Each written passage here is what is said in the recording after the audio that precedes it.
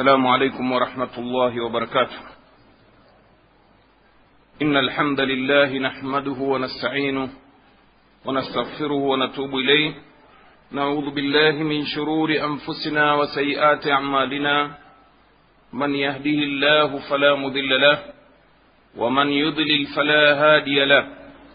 واشهد أن لا إله إلا الله وحده لا شريك له واشهد أن محمدا عبده ورسوله. أما بعد، فإن أحسن الحديث كتاب الله، وخير الهدي هدي محمد صلى الله عليه وسلم، وشر الأمور محدثاتها وكل محدثة بدعة وكل بدعة ضلالة، فليعوذ بالله من البدع الضلالة، اللهم آمين. ndugu zangu katika imani, waislamu wa mji wa Morogoro na ndugu wote waislamu hapa nchini na wasio waislamu, ningependa kuchukua fursa hii kwanza kabisa, baada ya kumtukuza Allah subhanahu wa ta'ala na kumtakia sifa njema mtume wetu Muhammad sallallahu alaihi wasallam, kutoa shukrani kwa Mola subhanahu wa ta'ala wa kuniwezesha kuweza kufika hapa katika mji wa Morogoro na katika msikiti huu wa Al-Haq, na kunipa fursa kwa mara nyingine tena kuzungumza na waislamu juu ya mambo yanayohusiana na dini yetu. Vile vile sitosahau kutoa shukrani kwa uongozi wa taasisi ya Islamic Foundation kwani kunikaribisha na kunipa fursa hii tena ya kuzungumza na waislamu na watanzania wote kwa ujumla juu ya mada muhimu sana ambayo anwani yake umuhimu wa kuanzisha na kuendeleza mashule ya Kiislamu na vyuo vya Kiislamu. Ni mada muhimu mno ambayo inapaswa, baada ya watu kusikiliza maneno haya ambayo tutaraji kuyazungumza leo, wakae chini wayatafakari na kuyazingatia na kuyafanyia kazi. Kwa nini imechaguliwa mada hii?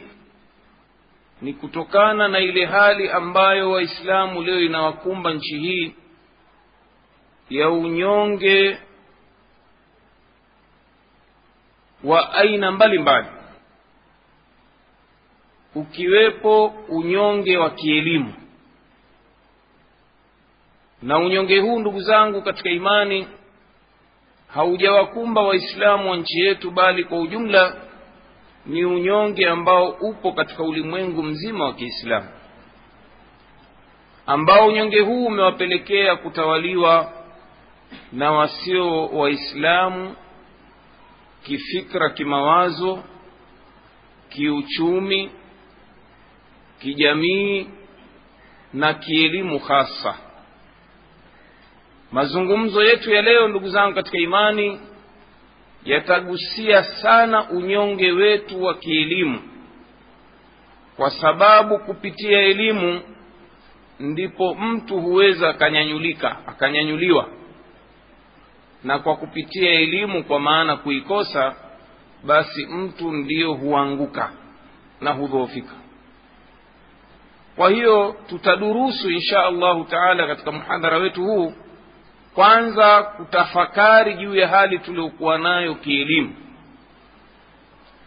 Ni ukweli usiofichika na wala si jambo linahitaji kwenda shule kulijua au madrasa, juu ya hali tulionayo waislamu, hali ya unyonge wa kielimu hasa katika nchi yetu. Kwani kwa kupitia tu vyombo vya habari, magazeti, maredio, televisheni, mara nyingi kukisikia matukio ya mashule na vyuo mbalimbali, ndipo hudiriki kujua unyonge wetu.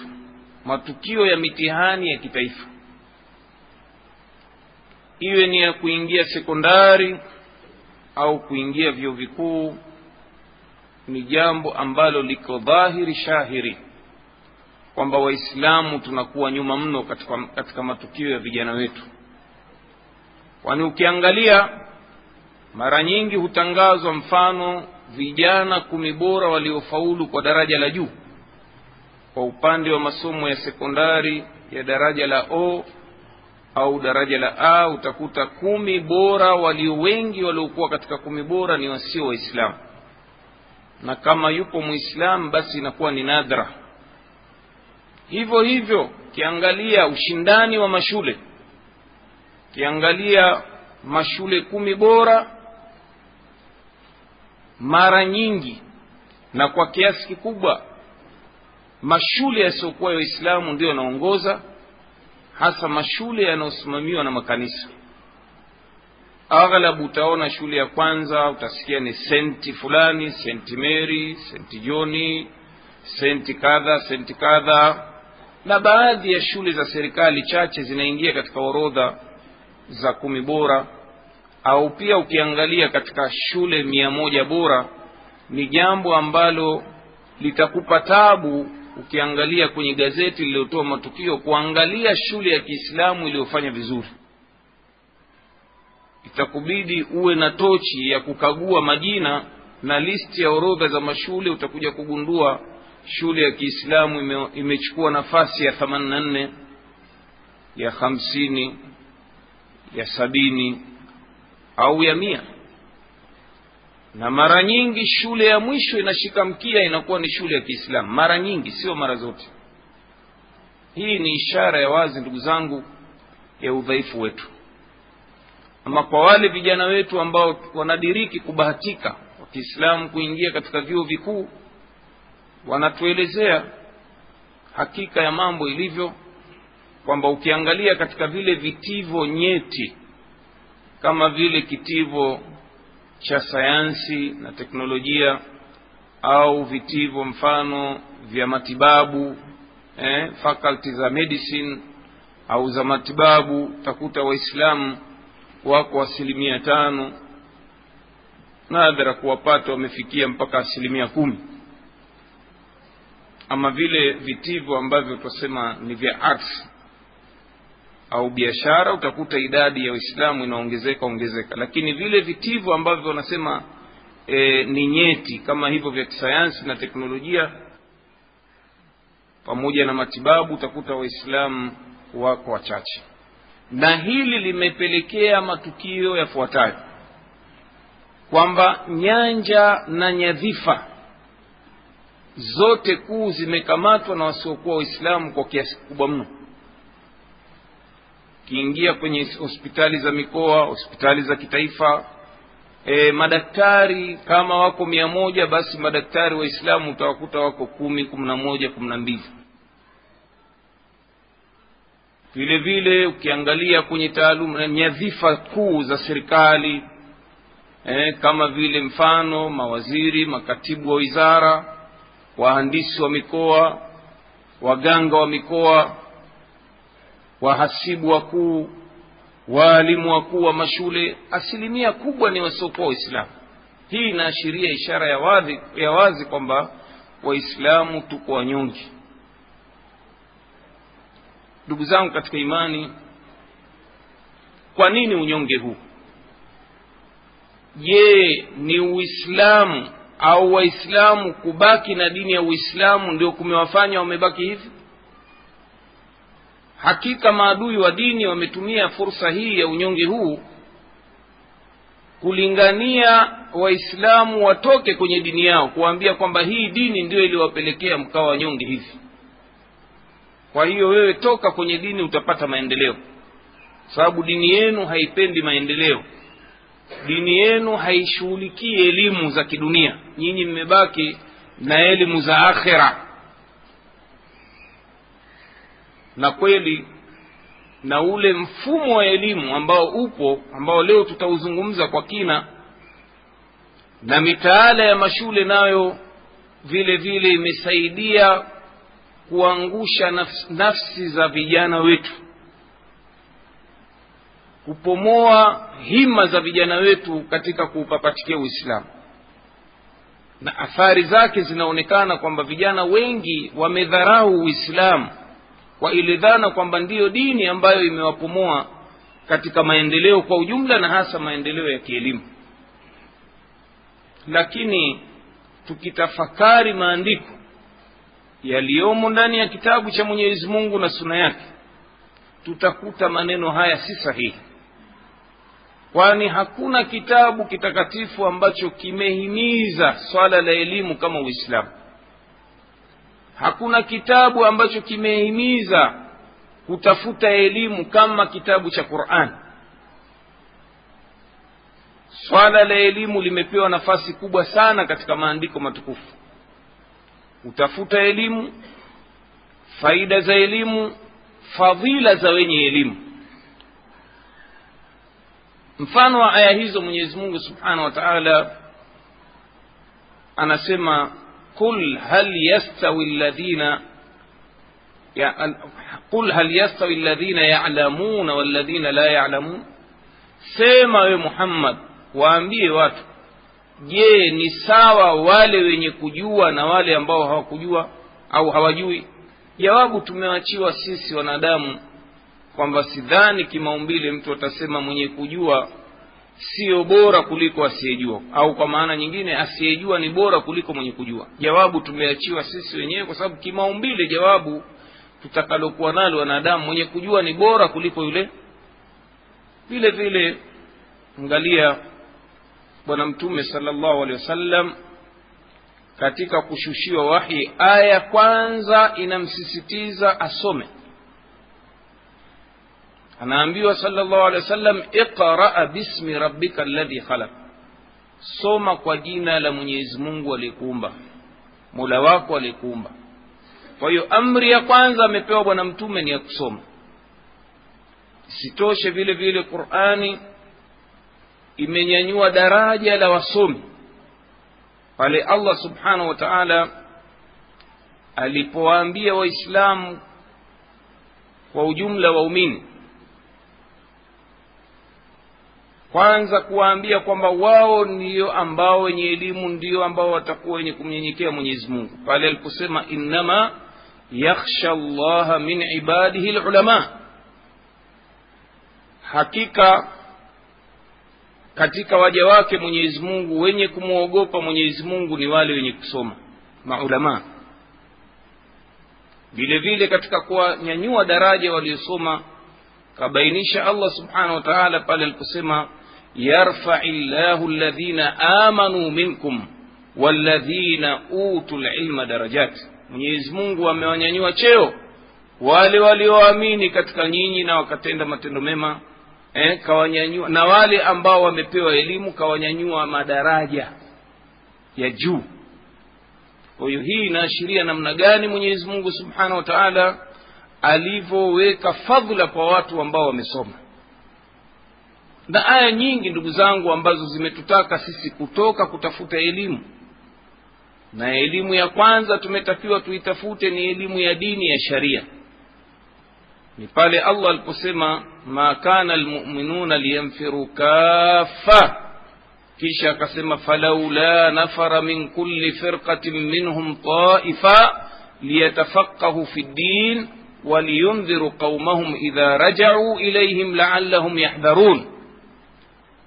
Haikuwa waumini wote wende vitani kupigana jihadi, kisha akawahimiza waumini akawaambia nalitoke kundi japo watu wachache lende likajielimishe dini ili lipate kurejea na kuwahadharisha ndugu zao, huenda wakahadharika.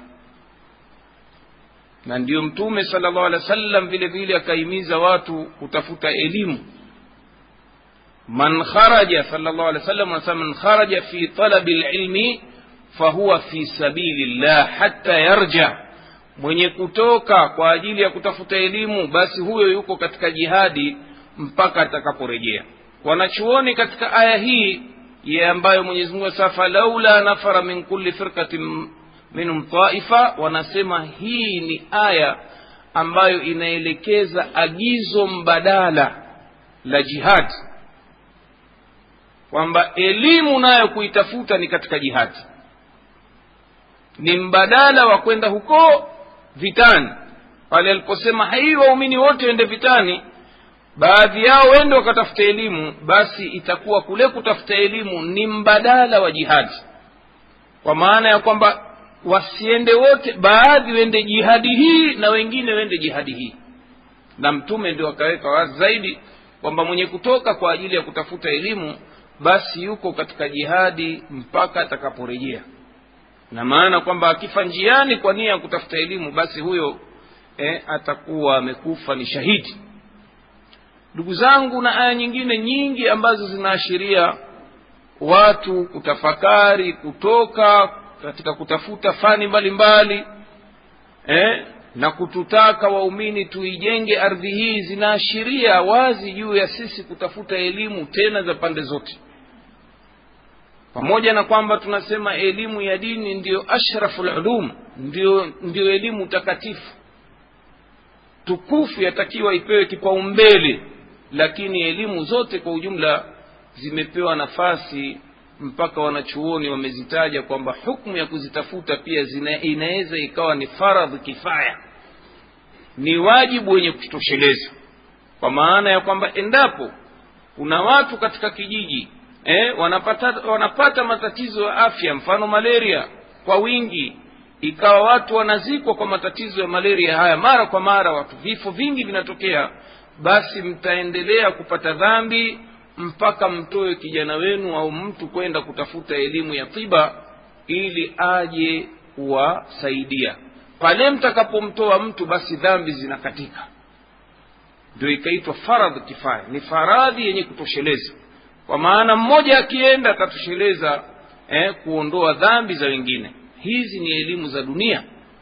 Angalia Mwenyezi Mungu Subhanahu wa Ta'ala katika kutafuta elimu kwa njia ya kauli aliyosema Mwenyezi Mungu Subhanahu wa Ta'ala, huwa ansha'akum minal ardi wasta'marakum fiha, yeye ndiye aliwaumbeni kutokana na ardhi hii na akawatakeni muijenge, kawataka muijenge. Kwa hiyo kuijenga ardhi hii hakumakiniki wala hakuwezekaniki mpaka kuwa na elimu. Kuijenga ardhi katika maana ya kuijenga ardhi ni kuishamirisha au kushamirisha zoezi la kilimo, watu kutafuta kila njia ya kutafuta riziki zao kwa kupitia kilimo na kwa mbinu za kielimu, na ndio tutafaulu. Kulima kwa majembe ya mikono kunaonekana kunapitwa na wakati. Kwa hiyo watu watafute elimu za kisasa za kilimo kwa kutumia zana kama matrekta, kutumia mbolea, kutumia taaluma za kuoanisha mimea ili kupata mbegu zilizokuwa bora. Ni katika istimari hiyo, katika kuijenga ardhi. Vile vile kujenga majengo ni katika istimar. Na sidhani kwamba kuna mtu atatuambia kwamba jengo la ghorofa 3 linaweza likajengwa na mtu asiyekuwa na elimu ya uhandisi wa majengo. Kwa hiyo yote haya yanapatikana kwa elimu. Ndugu zangu katika imani, itikadi ya kwamba Uislamu eti ndio aliodhoofisha Waislamu kwa sababu Uislamu hauna hima yoyote na elimu ni itikadi potovu na maneno yasiokuwa sahihi. Bado swali linakuja ndugu zangu katika imani, kama kweli Qur'ani imetuhimiza kusoma, kulikoni mbona tuko nyuma? Mbona tuko nyuma? Na isitoshe Mwenyezi Mungu Subhanahu wa Ta'ala amebainisha kwamba sisi ni watawala katika ardhi hii. Mfano mzuri wa aya iliyotubainishia sisi kwamba ni watawala ni aya katika sura An-Nur aya 55, pale Allah aliposema wa'ada Allahu alladhina amanu minkum wa'amilus salihat la yastakhlifannahum fil ardi kama istakhlafa alladhina min qablihim wala yumakkinanna lahum dinahum alladhi irtada lahum wala yubaddilannahum min ba'di khawfihim amna ya'budunani la yushrikuna bi shay'a. Anaahidi Mwenyezi Mungu pale aliposema anaahidi wale walioamini katika nyinyi na kutenda matendo mema kwamba atawajalia kuwa makhalifa katika ardhi hii na atawamakinishia dini yenu, itakuwa ni dini shinde, na atawabadilishia hofu mlizokuwa nazo katika nyoyo zenu na miji yenu, kutakuwa na amani itakaozagaa. Mwisho anabainisha ni watu gani waliopewa ahadi hiyo. mwanzo kawaita waumini, mwisho kasema ni wale ambao yaabudunani la yushrikuna bi shay'a, ni wale wanaoniabudu mimi tu na hawanishirikishi na chochote. Wanachuoni katika kufasiri maana ya ukhalifa hapa tuliopewa ni kwamba sisi tutakuwa mabwana katika ardhi hii. Kwa upande wa nyanja ya kisiasa tutakuwa ndio watawala, tuna utawala ulimwengu kisiasa. Kwa upande wa uchumi sisi ndio tutakuwa watawala katika uchumi, kwa maana uchumi na njia kuu za uchumi tumekamata sisi Waislamu. Jamii yetu itakuwa bora kuliko jamii nyingine yoyote. Kama ni elimu, sisi tutakuwa wasomi zaidi kuliko watu wengine. Hii ndio tafsiri ya khulafa katika ardhi. Na Mwenyezi Mungu anasema atawapeni ukhalifa kama alivyowapa wale waliopita. Na kweli waadi huu ulihakikishwa katika maisha ya Waislamu mara baada ya kuondoka kwa Bwana Mtume sallallahu alaihi wasallam. Haukufikia umri wa miaka 80 baada ya kufikia Mtume, isipokuwa Waislamu tayari wametawala ulimwengu, na bendera ya kisiasa ya la ilaha illallah ndio iliyotawala mataifa yote makubwa ulimwenguni. Maeneo kuanzia mashariki ya mbali, kaskazini ya mbali, magharibi ya mbali, wakati huo kusini ya mbali, yote yalikuwa yakitawaliwa na la ilaha illallah na Waislamu chini ya khalifa mmoja wa Kiislamu ambaye ndiye alitawala dola ya Kiislamu ambayo ndiyo iliyokuwa imekamata zimamul umuri. Wakati huo kulikuwa na dola kubwa mbili wakati wa Mtume mpaka zama za Saidina Umar bin Khattab.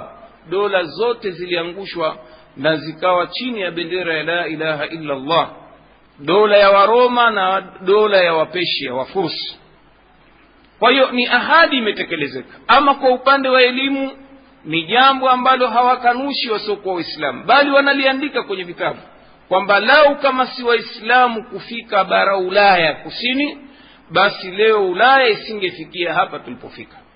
Kwa maana kwamba Waislamu walipofika walikuta wazungu wako katika kiza, ni wajinga mno, maisha yao wanaishi na itikadi potovu kama vile tunavyoishi huko Afrika. Mambo ya uchawi, mambo ya innovations kwa ujumla, ya uzushi ambayo hayana mashiko, walikuwa wakiishi hivyo. Lakini Mwenyezi Mungu alipojalia Waislamu kutawala nchi ya Andalus au Spain, wakajaliwa Waislamu kufungua vyuo vikuu mbalimbali vyenye kutoa taaluma na fani mbalimbali, zikiwemo fani za uhandisi, fani za astronomy za anga, elimu za hisabati, zikiwemo na elimu za sharia za Kiislamu na dini kwa ujumla. Vijana ambao walikuwa wakitoka katika nchi za Ulaya Magharibi, Uingereza, Scandinavia, walikuwa wakija katika nchi ya Spain au nchi ya Andalus wakiomba scholarship za kusoma. Wakati ule utaratibu uliokuweko ilikuwa kwanza huwezi kusoma mpaka usomeshwe lugha ya Kiarabu. Lugha ya Kiarabu ndio ilikuwa lugha mama ya Waislamu. Kwa hiyo kila anayetaka kuja kujifunza elimu yoyote ya uhandisi ya utabibu katoka Ulaya huko, basi ni lazima aje afuate mila na desturi ya Waislamu kwa yeye kujifunza lugha ya Kiarabu, halafu anafundishwa na masomo mengine. Na Waislamu hawakuwa na choyo katika elimu, waliizagaza elimu kwa watu wa mataifa na makabila mbalimbali. Hakika Waislamu kwa kukaa kwao kule Ulaya waliweza kuvumbua mavumbuzi mengi ya kisayansi. Katika wanachuoni mashuhuri ambao wamefanya kazi kubwa, mwanachuoni Ibn Sina ambaye mashuhuri anaitwa Avicenna. Katika lugha yao wazungu wanamuita Avicenna. Hata wewe ukisikia huwezi kujua hili jina la Muislamu, lakini jina lake Hassan Ibn Sina. Huyu bwana alikuwa ni bingwa wa elimu ya tiba, na akaandika kitabu kinaitwa Al-Qanun fi Tibb. Kilitumika kitabu hiki kama ni kitabu cha mitaala katika vyuo vikuu vya Ulaya kwa muda wa karne 6, miaka 600. Kilikuwa ni kitabu rejea. Mpaka baadaye tena watu wakaanza kuendeleza mavumbuzi, kikaachwa kwa sababu kilionekana mambo yake tayari yameshapitwa na wakati. Watu wameendelea kuvumbua mengi mno. Hivyo hivyo wanachuoni mashuhuri ambao walivumbua baadhi ya formula za mahesabu, kama vile hesabu za logarithm. Asili yake ni mwanachuoni mashuhuri anaitwa Khawarizmi, ndio alivumbua mahesabu, formula za mahesabu hizi, ambao pia wamegundua nidhamu za mahesabu za somo la fizikia kama vile sine rules, cosine rules, ni Waislamu ndio wameanzisha. Waislamu ndio waliogundua mzunguko wa damu katika mwili. Waislamu ndio waliogundua kule Baghdadi katika vio vyao utaratibu wa saa inaitwa pendulum. Hata mfalme Harun Rashid wakati huo akampelekea zawadi mfalme wa Kikristo aliyekuwa Ujerumani. Ilikuwa Waislamu wanatawala ulimwengu vile vile wa kimali, fedha, monetary system yote ilikuwa chini ya Uislamu. Ilikuwa Waislamu wakichapa pesa zao coins pale Andalus, wazungu nao na wafalme nao wakiomba. Walikuwa hawana utaratibu wa kuanzisha mashine za kuchapishia fedha, wakizileta katika makao makuu ya Waislamu kuchapishiwa.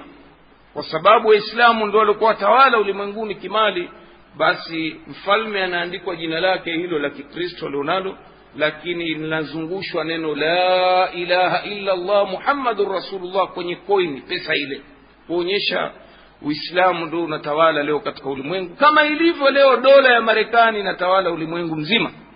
Ndio hali waliokuwa nayo Waislamu. Ilikuwa pesa ya Kiislamu inatumika popote pale duniani. Na mfano mwingine ndugu zangu, wala tusiende mbali, huko Ulaya Magharibi, hapa katika mji wa Kilwa kulipoanzishwa dola ya Kiislamu hapa, Mwenyezi Mungu aliibariki dola hile ikaweza kutawala siasa ya pwani ya Afrika Mashariki. Walikuwa Waislamu ndio wamekamata shughuli za kisiasa, wametawala maeneo haya pwani ya Afrika Mashariki, na vile vile mfumo wa uchumi ulitawaliwa na Waislamu. Wafanyi biashara kutoka bara Hindi na China wakija, bandari kuu ya pwani ya Afrika Mashariki mpaka Somalia ilikuwa Kilwa. Mali zinazotoka Kongo, Malawi na wapi na huku bara kwa ujumla zinapelekwa pale, zinasafirishwa na majahazi, na kule nao kutoa mali zao na zileta huku. Ilikuwa pwani ya Kilwa imeshamiri, kisiwa hasa cha Kilwa. Kwa wale ambao wamebahatika kwenda kule, wataona athari za majengo kuonyesha namna gani Waislamu walikuwa wako mbali sana. Kwa hiyo ahadi Mwenyezi Mungu kaitimiza. Sasa bado linabaki swali, mbona ndani ya nafsi yetu sisi, ndani ya mwenendo wetu Waislamu hatunayo hayo? Kulikoni? Ndugu zangu, jawabu liko katika mielekeo miwili au njia mbili, kwamba inaonekana sisi wenyewe Waislamu ni sababu ya udhaifu. Sisi wenyewe Waislamu ni sababu ya udhaifu, vile vile na uadui wa nje usiokuwa Kiislamu, watu wasiokuwa Waislamu, makafiri, na hasa Mayahudi na Manasara, wao wako imara katika kuhakikisha kwamba Waislamu wanabaki kuwa ni chini, dhalili. Ima wabaki na udhalili au wahame katika dini yao waingie katika dini ya Uislamu. Ama upande wa udhaifu wa nafsi, ndugu zangu, aya zote zinazoelezea kwamba sisi ni mabwana, sisi ndio washindi, sisi ndio tuko juu, basi kuna sharti mwisho wa aya au mwanzo wa aya. Mfano, Mwenyezi Mungu anatuambia katika aya, anasema wala tahinu wala tahzanu wa antumul a'launa in kuntum mu'minin. Msinyongeke kwa hali yoyote itakawafika, wala msihuzunike kwa msiba wote utakawafika. Nyinyi ndiyo mko juu endapo nyinyi ni waumini. Vile vile aya inatuelezea waadi wa kuwa makhalifa, anawahutubia Mwenyezi Mungu waumini. Wa'ada Allahu alladhina amanu minkum wa amilus salihati. Anaahidi wale ambao wameamini katika nyinyi na kutenda matendo mema kwamba atawapa ukhalifa, ubwana na utawala katika ardhi hii.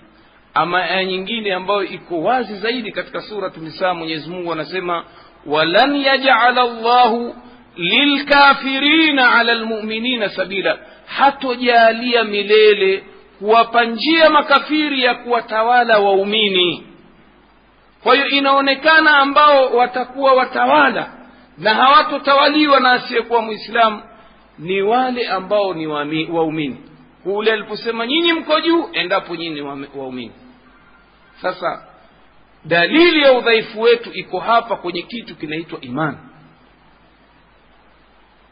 Kitu kinaitwa imani. Inaonekana imma sisi hatuna imani ndio maana tumekosa ushindi huu, tumekosa kama alivyobainisha katika aya nyingine Mwenyezi Mungu anasema walillahi al-izzatu walirasulihi walilmu'minin, utukufu ni wake Mwenyezi Mungu tu na mtume wake na waumini. Ina maana hii imetutoka, imma sisi hatuna imani au labda madhaifu wa imani. Pia aya nyingine anabainisha ushindi ni kwa waumini, inna lanansuru rusulana walladhina amanu fil hayati dunya wa yawma yaqumul ashhad, hakika sisi tutawapa ushindi, nusra wale ambao ni mitume wetu na wale ambao wameamini hapa duniani na siku kutakaposimama mashahidi, yani na siku ya kiyama. Mwenyezi Mungu atuahidi sisi waumini tutakuwa washindi hapa duniani na huko akhera. Sasa kulikoni, mbona waislamu wa leo, sisi waislamu wa nchi hii tutawaliwa na makafiri kisiasa, kiuchumi, kijamii? Kulikoni? Hapa pana ishara kalivyosema ya hii sababu tusema yatokana na nafsi zetu, imma hatuna imani au madhaifu wa imani. Lau kama tuna imani basi ahadi ya Mwenyezi Mungu ni ya kweli. Mwenyezi Mungu hakhalifu ahadi wake. Kwa hiyo tunaonekana sisi imma hatuna imani au dhaifu wa imani. Ama ile hatuna imani mimi binafsi nalikataa, kwa sababu ukisema hatuna imani maana yake makafiri. Lakini tukubaliane kwamba ni madhaifu wa imani, na nitawapeni ushahidi uliokuwa hai kuonyesha namna gani waislamu nchi hii tulivyokuwa madhaifu wa imani.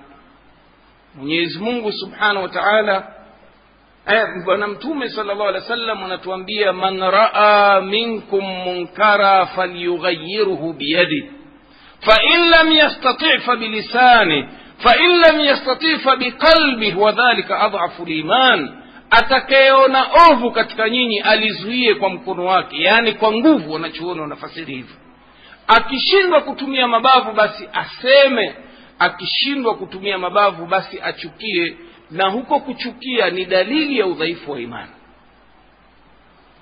Sasa nawapeni mfano ulio hai wa munkari mkubwa sana umeingizwa katika nchi hii katika nia na malengo ya kuangamiza imani, hasa katika safu za vijana. Jambo gani hilo? La lahwi, ni jambo la mpira wa miguu. Ni mfano tu, nawapeni huu mmoja tu. Leo mpira wa miguu umetupunguzia imani kiasi ambacho wengi wetu zimetoka imani kabisa. Kwa nini? Kwa sababu zifuatazo. Uislamu haujakataza watu kucheza mpira kwa malengo ya kuimarisha miili yetu. Kwa nini? Kwa sababu Mtume anasema al-mu'minul qawi khairun min al-mu'mini dhaif, muumini mwenye nguvu ni bora kuliko muumini dhaifu. Pamoja na kwamba wote wana khairi, lakini huyu bora zaidi. Kwa hiyo mpira wa miguu unaweza ukawa sababu ya kuimarisha afya zetu na nguvu zetu. Isitoshe inaweza ikawa sababu ya kujiandaa na kujilinda nafsi zetu katika jihadi, kujilinda tusidhulumiwe na makafiri au hata na majambazi. Kwa hiyo mchezo huu unaweza kukusaidia kuimarisha afya yako. Lakini ni munkari gani uliomo hivi sasa katika mpira wa kileo? Kwanza, wanaume wote wanatembea uchi, na katika Uislamu mwanamke haruhusiwi kumwangalia mwanamume mwenziwe sehemu ya uchi kisheria. Twakubaliana kwamba wanachuoni wetu wote isipokuwa baadhi ya wanachuoni kwamba uchi wa mwanamume ni baina surra wa rukba, ni baina ya kitovu na magoti. Na mwanamke naye mwili mzima watakiwa ufunikwe mbele ya mwanamume ajnabi. Kuna wengine wanasema mwili mzima ukiweko uso pamoja na viganja vya mkono, na wengine wanasema unaweza ukafungua uso wako. Sasa tuje kwenye mpira wa miguu. Zamani, zama za mkoloni, kidogo waliheshimu Waislamu nchi hiyo. Walipoanzisha mipira hawa wazungu, hasa Wajerumani, waliwataka wale wachezaji wavae nguo baina ya kitovu na magoti, wanaita masurupwete. Ukiangalia matimu ya zamani, Gossage Cup, utakuta wachezaji Angalau Waingereza hao wa nyuma pamoja waliheshimu fulani mila na desturi za Waislamu, lakini hili tena limekataliwa. Mchezaji akiingia uwanjani basi lazima. Sasa wewe Muislamu ukitazama mchezo ule ni munkari, ni haramu. Isitoshe mipira haichungi muda wa ibada swala, na inawekwa hasa nyakati za swala ili kuwafanya watu wawe mbali na dhikri ya Mwenyezi Mungu. Lawi ziwafanye waone kwamba mapuuzo yale yawafanye wamsahau Mola wao. Isitoshe ovu kubwa zaidi limeingia katika nchi yetu. Michezo ya mipira sasa inadhaminiwa na kampuni za ulevi, iwe mashindano ya kitaifa, ya mikoa au vilabu. Klabu inapewa udhamini wa kuwekwa kambini mwezi mmoja kwa pesa za haramu za ulevi. Mshindi anapewa zawadi, ima ni klabu inazawadiwa milioni 2, 3 hadi 4 na kampuni ya ulevi, na wachezaji binafsi mmoja mmoja anapewa pesa taslimu shilingi 500,000 mpaka milioni 1, wakiwemo vijana wetu wa Kiislamu wanapokea zawadi hizo. Masharti ya kampuni hizi ni kwamba mpira ukichezwa basi matangazo yaliyoko uwanjani, vyombo vya habari vinavyotangaza mpira basi viwe mara kwa mara vinatangaza ulevi huo, na pia katika masharti yao wachezaji wakiingia basi kama huku kuna nambari 5 basi na hapa pawe na jina la pombe, Taska, konyagi, sijui nini. Ndugu zangu katika imani, Waislamu vijana hasa wameingia katika munkari huu. Badala ya kuuchukia wao wanaushangilia. Mtu hajali kwamba anaingia kwenye mpira ambao una milolongo ya haramu, yeye kubwa lake kwenda kushangilia timu yake Simba au Yanga au timu nyingine ya Morogoro au ya wapi. Hajali yaliomo ndani ya munkari huu, anashangilia wakati asingepaswa. Kwa mujibu wa mafunzo yanayomjenga mtu katika imani, angezuia kwa nguvu. Lau kashindwa basi angezuia kwa kusema. Maafa haya sasa ndugu zangu yamechupa mpaka. Imekwenda vijana wetu sasa mipira hata ya nchi yao wameidharau. Sasa kila mmoja katika vijana ni mshabiki wa timu fulani huko Ulaya, iman Liverpool au Manchester au timu gani sijui ile kwa Spain au wapi. Na kweli watu hukesha kwenye maruninga wakishangilia na kushindana na kutukanana kama ilivyokuwa katika mechi zetu zinazochezwa hapa nchini.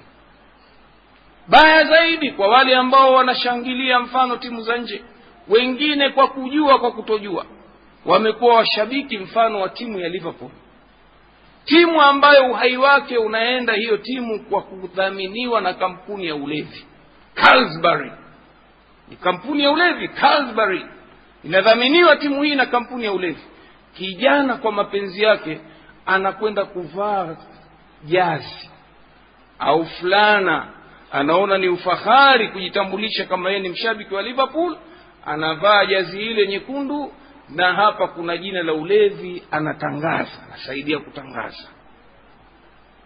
Kama angelikuwa muumini wa kweli basi asingeshiriki kwa hali yote, angechukia, na huko kuchukia ni dalili ya udhaifu wa imani. Kwa nini? Kwa sababu Mwenyezi Mungu atuambia ndani ya Qur'an, wataawanu 'ala albirri wattaqwa wala taawanu 'ala alithmi wal'udwan. Wanaambiwa waumini shirikianeni kwa wema na ucha Mungu, na msishirikiane katika dhambi na uadui. Hii ni dhambi na uadui, tungelipaswa tuipige vita, lakini leo tushangilia. Sasa ukishakuwa washangilia ovu, ina maana sasa hata ule udhaifu umeshakiuka, umekuwa huna kitu, imani sifuri. Sasa ndugu zangu, vipi tutapata ushindi wa kielimu, wa kiuchumi, wa kisiasa? Angalia aya hii yatuahidi Mola Subhanahu wa Ta'ala kwa makhalifa. Mwisho asema wenye kuahidiwa hivyo ni wale ambao yaabudunani la yushrikuna bi shay'a, ni wale wenye kuniabudu mimi tu na hawanishirikishi na chochote. Waislamu leo tumebaki kwa kiasi kikubwa, wengi wetu ni Waislamu majina.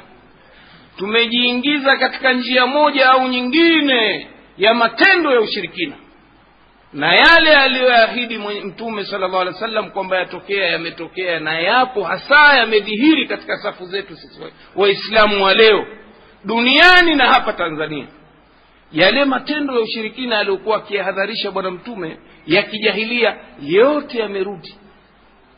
Leo watu wanaenda matambikoni Waislamu, ni ibada ya makaburi hiyo, wanakwenda kwa mababu zao kuangua vilio na kuwahitaji mahitaji. Leo Waislamu wanakwenda kwenye miti wakiitakidi mizimu itawasaidia kuondolea shida zao na kuwatafutia kheri. Mizimu, miti. Watu leo wanakwenda mapangoni kwenda kuomba na kutoa sadaka zao, wanafanya vichinjo kwa ajili ya mapango, kwa ajili ya mashetani, wanachinja kwa ajili ya mashetani. Leo Waislamu wamekuwa na itikadi za nuhusi, katika lugha ya sheria wanaita tiyara, ambayo bwana Mtume kahesabu ni shirki na kukemea. Siku amesimama kukemea itikadi za nuhusi, anasema at-tiyaratu shirkun, at-tiyaratu shirkun wa at-tiyaratu shirkun. Itikadi ya unuhusi ni shirki, itikadi ya nuhusi ni shirki, itikadi ya unuhusi ni shirki. Itikadi ya nuhusi ni ipi ndugu zangu? Ni wewe kuwa na itikadi kwamba kuna mwezi haifai kuoa au kuolewa, ukaathirisha harusi kwa sababu ya mwezi huu ni mbaya. Ni wewe kuitakidi kwamba eti ukitoka nyumbani ukimuona zeruzeru au albino basi siku hiyo siku mbaya kwako wewe. Hii ni itikadi ya nuhusi. Ni wewe kuwa eti kaja ndege juu ya paa lako, ndege fulani, ima ni kunguru au fulani, sema leo nimepatwa na msiba, ukaacha kufanya jambo lolote la kheri kwa sababu unahisi. Hizi ni itikadi Waislamu wanazo. Itikadi ya kumwendea mpiga ramli na kuamini. Wengi katika Waislamu wanaoa kwa ramli, kitu ambacho wanakiita kutunga ndoa. Wanatofautisha baina ya kutunga ndoa na kufunga ndoa. Kufunga ndoa ni ule mkataba wa ndoa. Kutunga ndoa ni wewe kwenda kwa mganga au mwalimu akutazamie siku gani ya kuoa na saa gani. Wengi katika Waislamu wameingia katika maafa haya. Wakati mwenda ramli, mwenye kumwendea mwenda ramli, Mtume sallallahu alaihi wasallam anasema huyu amekufuru yale aliyoteremshiwa Muhammad. Man ata arrafa wa saddaka bima yakulu faqad kafara bima unzila ala Muhammad. Mwenye kumwendea mpiga ramli akamwamini kwa yale aliyosema, basi amekufuru yale aliyoteremshiwa Muhammad. Waislamu wengi leo wanamuitakidi na kumwamini. Kuna shekhe mmoja Dar es Salaam ajiita shekhe yeye, kazi yake ni kufanya mambo ya utabiri ramli, watu wanamwamini. Sasa hii ni dalili ya udhaifu wa imani au kufuru hasa.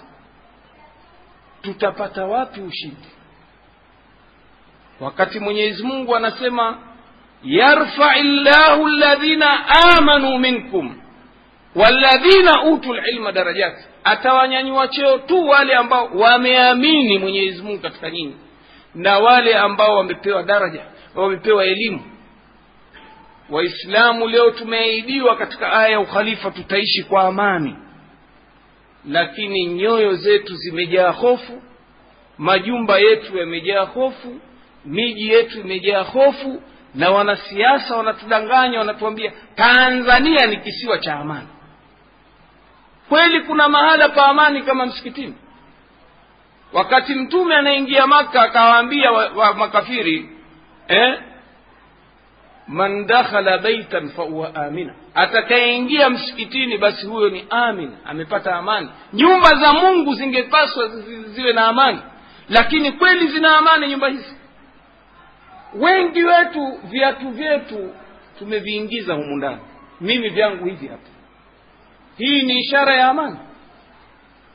Wengine wameviweka nyuma kule, imamu akisema Allahu akbar kwenye rukuu achungulia kijanja kule, kipo hakipo. Hofu. Sasa vipi tunaishi kwa hofu wakati Mwenyezi Mungu anasifia waumini ndio wataishi kwa amani? Anasema alladhina amanu wa lam yalbisu imanahum bidhulmin ulaika lahumul amn. Wale waliomwamini Mwenyezi Mungu mmoja wakawa hawakuvisha matendo yao na matendo ya ushirikina, hao ndio watapata amani. Tutapata wapi amani? Matendo ya ushirikina yamejaa katika nyoyo zetu. Ndugu zangu, hii tutasema ni sababu ya kwanza ya udhaifu wetu wa mambo yetu pamoja na elimu. Sababu ya kwanza ni sisi wenyewe. Sababu ya pili ya nje, maadui wa Mwenyezi Mungu Subhanahu wa Ta'ala, hasa Mayahudi na Manasara. Kila aliyekuwa mshirikina Mwenyezi Mungu anasema huyu ataendelea kutupiga vita. Pale aliposema Allah Subhanahu wa Ta'ala, wala yazaluna yuqatilunakum hatta yaruddukum an dinikum in istata'u, wataendelea kuwapigeni vita hawa mpaka wawatoe katika dini yenu endapo wataweza. Na inshallah hawatoweza, semeni amin. Lakini Mwenyezi Mungu atubainishia, kututanabahisha uadui ni wa kuendelea. Wataendelea Mwenyezi Mungu kuwapigeni vita. Ama upande wa Mayahudi na Manasara pia amebainisha, anasema walan tardha anka alyahudu wala nasara hatta tattabi'a millatahum, hawatoridhika Mayahudi na Manasara mpaka mfuate mila zao. Pia mtume katika hadithi kabainisha, katahadharisha Waislamu pale aliposema la tattabi'unna sunan man kana qablakum nahwa al-qudhati bil-qudha hatta law dakhalu juhra dhabbin la dakhaltumuhu. Masahaba wakamuuliza al-yahudu wan-nasara, jawabu lake ikawa faman idhan, anasema mtafuata nyenendo za waliotangulia hatua kwa hatua mpaka wakiingia ndani ya mashimo ya furukenge na nyie mtaingia. Riwaya nyingine mpaka wakizini mama zao barabarani na nyie mtawazini. Masahaba wakamuuliza mtume, ni Mayahudi hao na Manasara? Mtume akasema nani wengine zaidi ya hao? Kweli utabiri huu umedhihiri. Waislamu leo maisha yetu, mila zetu, desturi zetu kwa kiasi kubwa tumewaiga makafiri. Hai'a zetu tunavyojiweka ni makafiri, tunajiweka makafiri. Waislamu wengi wametupa nguo za Waislamu, kanzu, kofia. Wasichana wetu wametupa mabaibui. Kwa nini? Wanaona ustaarabu ni kuvaa kama mtoto wa George Bush. Ustaarabu ni sawa au ni kama kuvaa nguo za Madonna. Itakuwa msichana toka barabarani mapaja wazi, atembea, naona ndio usawa na ustaarabu. Kifua wazi, migongo wazi, beklesi, anaona ndio ustaarabu. Kijana naye vile vile kuvaa jikoti na ulimi wa nyoka, wenyewe wanasema ndio ustaarabu huo. Ukivaa kanzu unaonekana wewe Mswahili tapeli tu. Kuweka ndevu inaonekana ni uchafu. Feka balbu 240. No, wanaona ni vitu vimepitwa na wakati. Sasa Mayahudi hawatoridhika, ina maana usiku na mchana wanataka nyinyi mfuate mila zao. Wanatumia, ndugu zangu, mbinu mbalimbali za uadui ili kututoa katika Uislamu. Silaha moja kali sana wanaitumia leo ni vyombo vya habari. Televisheni, magazeti, maredio, wamefaulu kwa kiasi kikubwa mno. Kama wataendelea katika hali hii na hatuna vyombo mbadala vya Waislamu, basi Mungu atupishe mbali. Lakini Uislamu unaweza ukafutika katika dunia hii kwa muda mfupi sana. Lakini twashukuru ahadi aliyoitoa Bwana Mtume kwamba kutaendelea kupatikana kundi katika umati wangu litaitetea dini yake mpaka siku ya Kiyama. Halitojali kupuuzwa, kudharauliwa, na litaendelea kupiga vita, lakini Mwenyezi Mungu atalidhihirisha kuwa ni shinde hilo mpaka siku ya Kiyama. Litaendelea kuwepo. Hiyo ndio tushukuru, nusra hiyo Bwana Mtume katuahidi. Ndugu zangu, silaha hii kule Marekani, nilishangaa siku moja nahudhuria semina ya waandishi wa habari. Kijana yule anaitoa muhadhara Muislamu, katika mada yake aniambia kwamba bajeti ya Marekani, wizara ya habari ya Marekani inapokea fedha nyingi zaidi kuliko wizara ya ulinzi. Nilishika kichwa nikashangaa. Tukajadiliana pale wanafunzi juu ya hilo, ikaonekana ni jambo la kweli kabisa. Kwa nini? Kwa sababu wa Marekani wamegundua kwamba silaha ya kutumia vyombo vya habari ni fataki, ina maangamizo makubwa ya haraka kuliko hii ya mabomu na nini. Kwa hiyo ndio maana serikali inaipa kipaumbele zaidi bajeti ya wizara ya habari. na ndio wanaoitumia hivi sasa, na kwa kiasi kikubwa wanafaulu, kwa sababu kwa kupitia vyombo vya habari Waislamu wameacha dini yao, wamebaki na majina. Na wengine watoka hasa, kijana mmoja ananiambia hapa Same, Waislamu wanatoka makundi kwa makundi. Vyombo vya habari, taarifa wanazopewa Waislamu za kuwapotosha juu ya dini yao, wanaenezewa habari potovu kuhusu Mtume sallallahu alaihi wasallam, juu ya Uislamu usiku na mchana. Mpaka hizi zana za kisasa, njia za internet, ukifungua mawebsite yaliokuwa yanaangamiza mafunzo ya bwana Mtume sallallahu alaihi wasallam mengi mno kulinganisha na website za Waislamu. Hapa ndugu zangu, sitaki kupanua kwenye silaha ya habari, kwa sababu leo muhadhara unahusiana na elimu. Ndugu zangu, silaha nyingine ambayo ni ya kisayansi mno wanaoitumia ni mashule. Na nikisema mashule, maana yake mitaala ya mashule. Nyinyi mnajua, na kama mjui mjue kwamba serikali yoyote inakuwa na education policy, siasa ya elimu katika nchi. Wale wataalamu wa elimu katika mawizara ya elimu, kazi yao kutunga mfumo wa elimu katika nchi. Na mfumo wa elimu katika nchi hujengwa kutokana na falsafa ya nchi ya kisiasa. Nchi hii na mwelekeo gani? Sisi hapa nchini, malengo na maanani ya kisiasa ya elimu hapa nchini wameeleza katika ndani hii. Nakumbuka ya mwaka 67 azimio la Musoma, nakumbuka 67 kama sijasahau, wameweka maazimio kwamba tuelekeze vijana wetu wapi.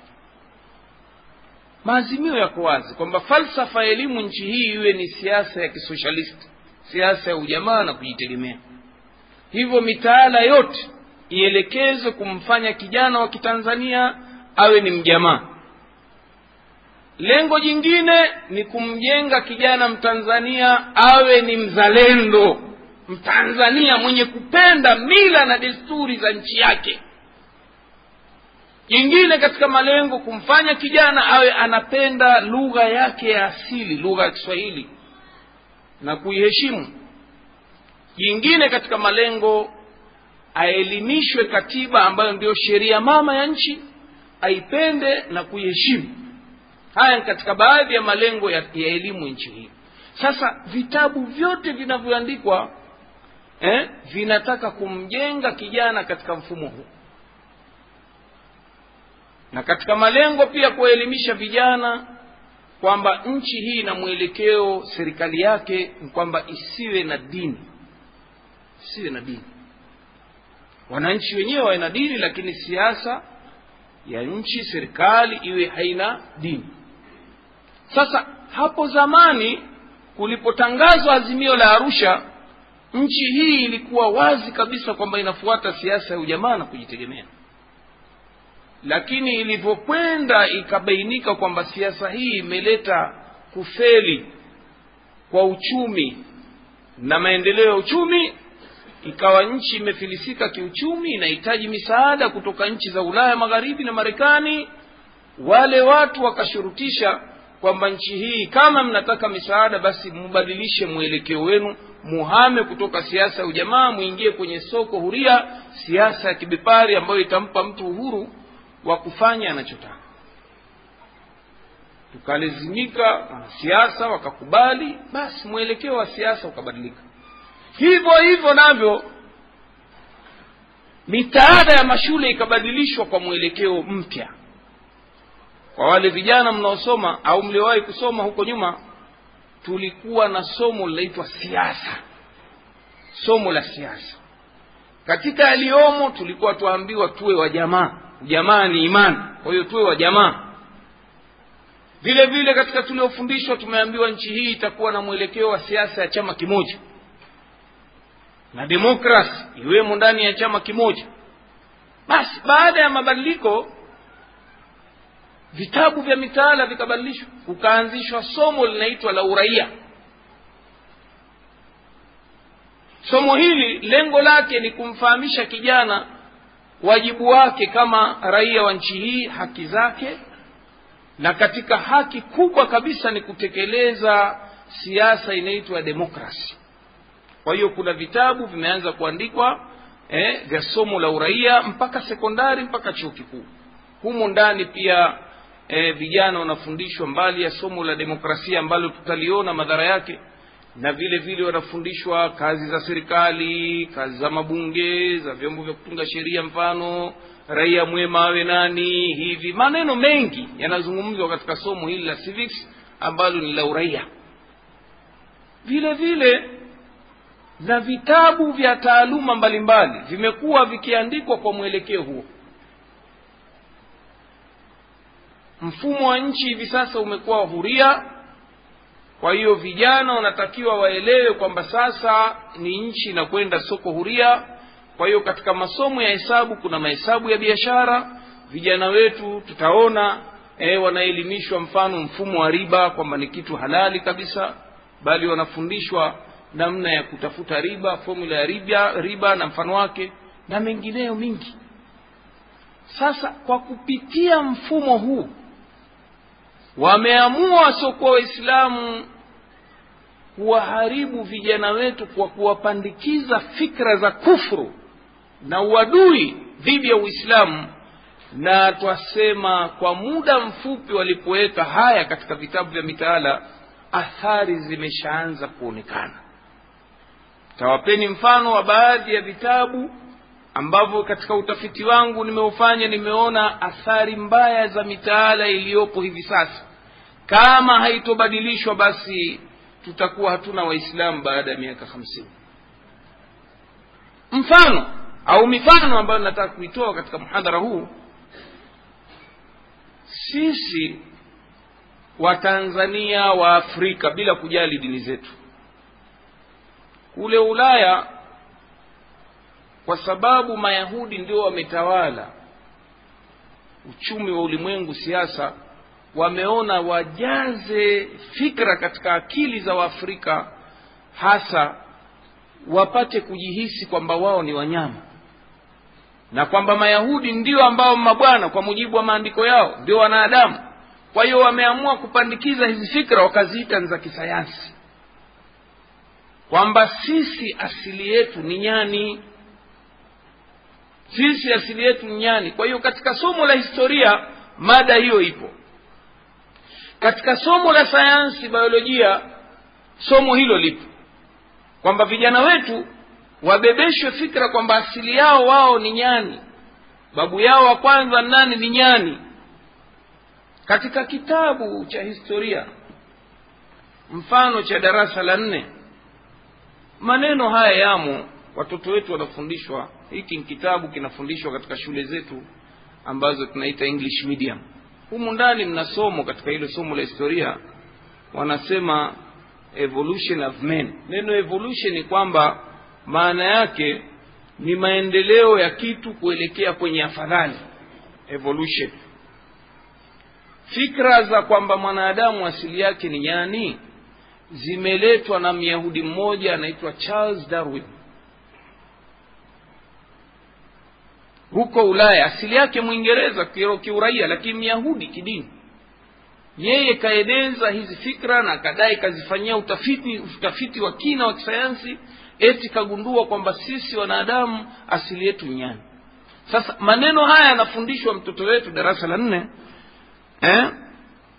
They believe that men changed gradually from simple life forms to current state for over millions of years. Wanaamini kwamba mwanadamu amebadilika pole pole kutoka hali yake ya maisha ya duni ya chini mpaka hali aliyokuwa nayo hivi sasa kwa kipindi cha zaidi ya miaka mamilioni. Among the popular scientists who believe in the evolution of man is Charles Darwin. Katika wanasayansi ambao wanaamini juu ya mabadiliko ya mwanadamu kutoka nyani kuelekea mwanadamu ni Charles Darwin. He is a British scientist who presented his theory in 1859. Huyu ni Mwingereza kwa uraia, mwanasayansi ambaye alitoa fikra zake hizi mwaka 1859. He believes that human beings and the primates, mammals, had a common ancestor. Anasema sisi na wanyama asili yetu ni babu mmoja. Their ancestor is the ape. Babu yao ni nyani. Darwin believes that man then developed over millions of years through evolution. Hivyo nyani huyo akaendelea kubadilika polepole mpaka tukageuka sisi miaka mamilioni iliyopita. Nilichogundua ndugu zangu, haya maneno hayapo kwenye vitabu mitaala vya Tanzania. Hata nilipokwenda Kenya juzi nikanunua kitabu kinaitwa Improve Your Social Studies, wameandika maneno hayo hayo. Humu ndani wameelezea historia na wakampiga picha na huyu bwana anaitwa Charles Darwin, wakaelezea kama walivyoeleza, kuonyesha kwamba ukafiri mila moja, maharibiko mmoja, nia yao kubadilisha watu fikra zao kwamba sisi. Vitabu mitaala vya Tanzania. Hata nilipokwenda Kenya juzi nikanunua kitabu kinaitwa Improve Your Social Studies, wameandika maneno hayo hayo.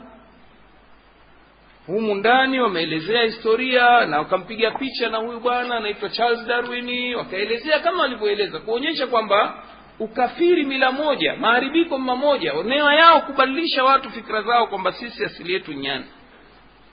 Sasa ndugu zangu, kama wewe mwalimu Muislamu unafundisha shule na umekumbana na somo la historia linaeleza hivi, na wewe hujajua chochote kuhusu asili ya mwanadamu ilivyoelezwa ndani ya Qur'an, kweli unaweza ukamwambia mtoto kumtanabaisha? Sisi Waislamu tunaamini kwamba asili ya binadamu ni Adamu alayhi salam, na haya yamebainishwa ndani ya Qur'an kwamba Mwenyezi Mungu amemfinyanga mwenyewe Adam kutokana na udongo. Angalia Ibilisi alipokataa kumsujudia Adam, Mwenyezi Mungu akamhoji, lima ma mana'aka an tasjuda lima khalaqta biyadayya, kitu gani kimekuzuia kumsujudia yule ambaye nimemuumba kwa mikono yake miwili? Uislamu na Waislamu hatukubali katu kwamba sisi asili yetu manyani, bali Mwenyezi Mungu ametukirimu sisi binadamu pale aliposema walaqad karramna bani adam, hakika tumemkirimu binadamu au Adam. Kwa hiyo sisi asili yetu ni utukufu, hatukutoka kwenye nyani. Na huyu bwana eti katika hoja yake ya kisayansi asema, wewe ukitaka kujua asili yako ilikuwa nyani, pitisha kidole chini ya uti wa mgongo hapo, utakumbana na kifupa chini karibu na makalio kimekaa hivi. Hii inaonyesha kwamba wewe ulinyonyoka manyoya, halafu mkia ukakatika mpaka ukabaki, unaona bado unao mkia wewe nyani bwana. Sasa nini falsafa ya kutuletea fikra hii? Ni ile kutaka kuwajenga vijana wetu ule ubinadamu watoke. Sasa watumiwe kama mapunda na Mayahudi. Leo Mayahudi wametuletea hapa michezo ya mashindano ya urembo, Miss Tanzania, Miss Morogoro. Vijana waathirika na elimu hii tayari, wa mabinti zetu wa Kiislamu kina Zainabu, kina Maryam, kutoka uchi kama wanyama ni kitu cha kawaida. Shule tayari zimewaathiri mitaala hii. Binti wa Kiislamu atoka na nguo ya ndani, mapaja wazi, matiti hapa yamefungwa tu hapa kidogo, basi kunakaa wanaume maajnabi hapa, kazi yake mmoja angalia makalio, mmoja kazi yake kuangalia saizi ya mapaja, kifua, mwingine angalia sura, halafu wanafanya majumuisho ya maksi zile, wanasema huyu kashinda, atapewa kijigari kidogo, Toyota sijui nini sijui. Mshindi wa pili runinga inchi 21. Mchizi wangapi? Sasa malengo baadaye huyu msichana atumike kwenye biashara. Kampuni ya sabuni atakutumia mpiga picha amtia kwenye mrembo. Sijui kuna kampuni gani atakayopigwa picha tiwa biashara. Utaileta kwa njia namna, mvue kwanza ubinadamu wake. Hilo moja ndugu zangu ambalo limo katika mitaala hii. Jingine haya tuliagusia kidogo, nikiwapeni sasa mfano uliokuwa hai kabisa. Kuna kitabu darasa la 7 kinaitwa Practical Mathematics.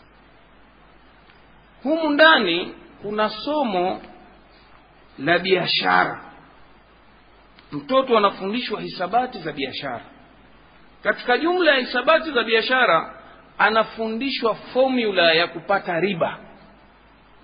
Kama yeye afanya biashara, basi ajue namna ya kupata riba. Kama ikiwa yeye akopesha au akopa yeye pesa, basi ajue riba ataipata vipi, kwamba akichukua pesa kiasi fulani basi atoze vipi riba, atozwe vipi riba na atoze vipi riba. Kwa hiyo kuna formula hapa imeandikwa katika somo hili la hisabati kwamba ukitaka kujua riba basi interest utaipata vipi, principal times rate times time over 100. Ni zile pesa za rasilimali zile uzidishe kiwango cha riba kilichowekwa, kama ni 5% au 6%, halafu zidisha muda wa riba ile ilivyokuwa unayo wewe. Kama ni mkopo miaka 5 6, zidisha miaka ile, utapata riba. Isitoshe, kuna kuhamasishwa vijana kuweka mapesa mabenki. Humu ndani mna maneno yafuatayo: keeping money in a bank. A savings bank is a place where money is kept safely. A bank also gives loans to those entitled. Users of the bank services are known as customers of a particular bank. There are advantages of keeping money in the bank. First, to get interest. Taleta tafsiri. Asema benki ya akiba ni mahala ambapo pesa huwekwa kwa salama, na benki pia inatoa mikopo kwa wale wanaostahili. Watumiaji wa benki, huduma za benki, wanajulikana kama wateja wa benki fulani. Kuna faida nyingi za kuweka pesa katika benki. Faida ya kwanza ni kupata riba. Mtoto wetu wa Kiislamu darasa la 7 afundishwa faida za benki, kuweka pesa benki ni riba. Sasa niambie ndugu yangu, shule hii mwalimu anafundisha ni Mgalatia, au shule hii mwalimu anayefundisha tangu la kwanza mpaka chuo kikuu hajasikia qala Allah qala Rasulullah, hajasikia hapo Mwenyezi Mungu anasema ahalla Allahu al-bay'a wa harrama riba, hajasikia? Unataraji atatoa mulahadha wote kumwambia mwanafunzi, jamani haya maneno lakini kinyume na dini, riba ni haramu na ni dhambi kubwa kabisa. Mwenyezi Mungu atangaza vita na watu wanaokula riba katika Qur'an, na vita ya Mungu tutaimudu na kuiweza. Kuna mwalimu anatoa taarifa hizo? Ukweli hakuna, ila mashule machache ya Kiislamu yenye walimu tena waliosoma na dini wanafundisha hisabati. Ndugu zangu, athari zimeshaonekana. Mtawapeni mfano. Haya mataasisi yaliyoanzishwa yanaitwa SACCOS. Wengi wanaojiunga nayo ni hawa kina mama zetu, ambao eti mpango huu malengo na makusudio ni kuondoa ufakiri, umaskini. Kwa hiyo njoo ukope, utapata riba nafuu. Wanaambiwa hivyo, riba nafuu, utalipia riba nafuu. Wengi katika wanawake wetu wameathiriwa na mfumo wa elimu huu, hawaoni uharamu wa riba. Na lile neno nafuu, hata kama ajua riba, anajua dhambi ya riba inakuwa ndogo kama ikiwa riba ni ndogo. Kwa hiyo wamejiingiza humo. Juzi wallahi serikali imegutuka kuwa juu ya taasisi hii inaitwa DESI, imeona inawafanyia dhulma raia. Kwa hiyo likatolewa tamko na serikali kusimamishwa taasisi hii. Halafu wananchi wakaambiwa wakachukue mbegu zao. Maana wameambiwa ukitia mbegu wewe shilingi 200,000 basi utapata 300,000 baada ya miezi mitatu. Watu wanaona hela nyingi. Wengi walioingia humo ndugu zangu ni Waislamu. Wa ushahidi, walipofungiwa ofisi, nazungumzia kule kwetu na kujua Tanga, kuna ofisi yao iko katika sehemu moja inaitwa Mabawa. Wallahi asilimia kubwa waliopanga foleni hapo ni watu na makanzu na makofia na mabaibuni. Kwa nini? Kwa sababu kwanza Waislamu ndio maskini wengi. Kwa hiyo waliposikia kwamba kuna mfumo wa riba nafuu ndio wengi wamekwenda. Pili, wengi hawajui haramu wa riba. Athari za mitaala hizi zimeanza kujidhihiri. ndugu yangu Arifu Shahidi, tulipokuwa hapa kwenye kikao hapa Morogoro, chuo cha Waislamu hiki, kulikuwa na semina ya wanachuoni mashehe juu ya namna ya kudhibiti mfumo wa fedha kwa zile benki ambazo zitaingia nchi hii zinaitwa benki za Kiislamu. Bahati kaja bwana mmoja, ni afisa wa benki ya KBC ambayo makao yake yako Kenya, wamefungua tawi pale Dar es Salaam. Alikuwa anatuelezea kwamba walipofungua kidirisha cha Kiislamu cha kufungua akaunti isiyokuwa na riba, watu wa kwanza walitaka waambie wahamishe akaunti ni wale wateja wao Waislamu. Basi wallahi, anasema kila mteja tuliomuita kumshawishi, swali alituuliza, haya huku tulikuwa tuwapata faida, je, tukija akaunti hizi za Kiislamu tutapata nini? Anambia, wewe utapata thawabu na utalinda dini yako. Wamekataa wote athari hizo. Haoni yeye kwamba ni hasara kuweka akaunti ya riba. Haoni hasara, kitu tena kinampa faida, hela eti zinazaa. Hajui dhulma anaofanywa katika mali yake. Mwenyezi Mungu ameharamisha riba kwa sababu ni mtu anapata pesa bila jasho. Benki inapata pesa za riba bila jasho. Kwa njia gani? Wanakupa wewe mkopo milioni 20, 30, wao kazi yao ni kupiga mahesabu ya riba utakaolipa tu kila mwaka. Hawana kazi, pesa nyingi. Na wewe ukiweka pesa yako benki inakwenda kuingizwa kwenye biashara, halafu wapewa asilimia kidogo, 2.5%. Haramu. Kwa nini? Kwa sababu hawa wanaendesha biashara hawatoki jasho. Ndio maana ya riba. Riba ni wewe kumpa mwenzio pesa akazifanyia kazi, unaona, kwa sharti kwamba baada ya mwaka unilipe ziada. Umetoa 100,000, basi unilipe 1,500,000. Haramu inakuja hapo, kwa sababu uhalali utakuwa tushirikiane katika biashara. Mimi ninakupa pesa 200,000 kazifanyie kazi, kama ukipata hasara mimi sitochukua chochote, tugawane faida tu. Hii inaitwa mudharaba katika sheria ya Kiislamu, ni halali. Lakini kwa mtu kakaa kopesha achukua tu bila jasho, haramu, riba hiyo. Na ndio maana ulimwengu unalia wa nchi maskini kwamba nchi zimefilisika kwa sababu ya mfumo wa riba. Hii nchi yetu imenusurika juzi kwa kusamehewa madeni, inaonekana nchi maskini, lakini tulikuwa tumetota na mikopo ya riba, tumetota kabisa. Lakini na hawa wakitusamehe, hawatusamehe hivi hivi. Hawa makafiri wanatuwekea vikwazo na masharti. Tutawasamehe kwa sharti muingie kwenye mkataba wa haki za binadamu, muingie kwenye mfumo wa siasa namna fulani, muingie na umaskini. Umar anasema kada al-faqra an yakuna kufra, ilikuwa kidogo tu ufakiri ugeuke kuwa mkafiri. Utakwenda na maji, hasa hili tumbo mtume analiita sharwi'a, kapu la shari. Hili likosa riziki, hili linahadaika mara moja. Ndio maana utakuta na mashekhe wananunuliwa, ma-NGO yanakuja hapa yatakuanzisha mambo ya kupiga vita Uislamu, kuzuia mfano kuoa wake zaidi ya mmoja, wanasema ni dhulma. Sijui kukewa zaidi ya mke mmoja ndio njia za kuongeza ukimwi. Basi waita mashekhe, mwasemaje? Sawa sawa, vibahasha vyagaiwa hivyo. Basi imepitishwa na mashehe, wanatumia mbinu kwa sababu ya ufakiri. Sasa ufakiri unaongezeka kwa sababu ya mfumo wa riba ambao umeletwa na Mayahudi, na wanaofaidika siku zote ni Mayahudi. Hizo benki za ulimwengu zote zimekamatwa na Mayahudi. Kwa hiyo kwa nini wasiwalee walimwengu na mfumo huu ambao umeharamishwa? Sasa hapa ndio tutakuja kuona mwisho kwenye conclusion umuhimu wa kuanzisha shule za Kiislamu. Mfano mwingine, ndugu zangu, kuna kitabu chaitwa Maarifa ya Jamii, Social Studies, cha darasa la 3. Humu ndani katika kutimiza yale malengo, kijana analelewa kuwa ni mzalendo Mtanzania, aheshimu mila na desturi.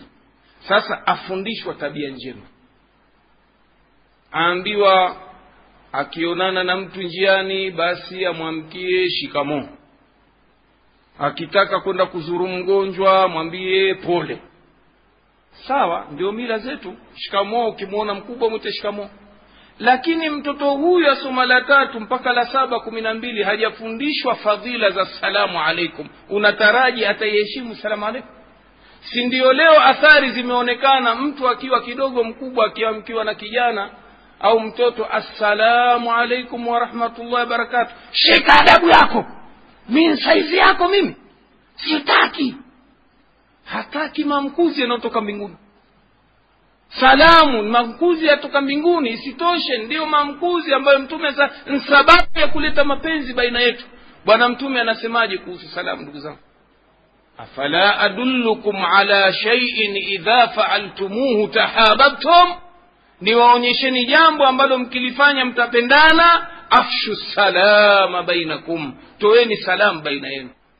Sisi katika Uislamu tuna akhlaki, tunatakiwa tuwalee watoto wetu. Angalia mwanachuoni Imam Nawawi katika Riyadhus Salihin anaelezea adabu za salamu, adabu za kumzuru mgonjwa. Muislamu akimzuru mgonjwa, awe mtoto au mtu mzima, kwanza msalimia, halafu pili anamwambia la ba'sa tahuran insha Allah, pole, Mwenyezi Mungu amekutoharisha. Kwa nini? Kwa sababu sisi tumeambiwa, tuamini kwamba Muislamu akipata maradhi afutiwa madhambi yake, akijikungua afutiwa madhambi. Kisha tumuombee dua mgonjwa, dua fupi, shafaka Allah. Sasa ya wapi haya? Sasa wewe ukimpeleka mwanao huku mpaka lawa jikubwa halijui chochote kuhusu adabu za kula, za kunywa, adabu za kulala, za maamkuzi hajui, ndio ukaona mtu mzima anaingia kwenye sahani anakula na kunywa mkono wa kushoto.